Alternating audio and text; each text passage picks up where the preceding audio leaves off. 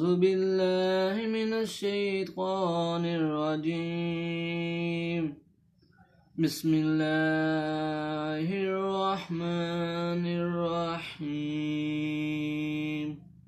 لو أراد الله أن يتخذ ولدا لاصطفى مما يخلق ما يشاء سبحانه هو الله الواحد القهار خلق السماوات والأرض بالحق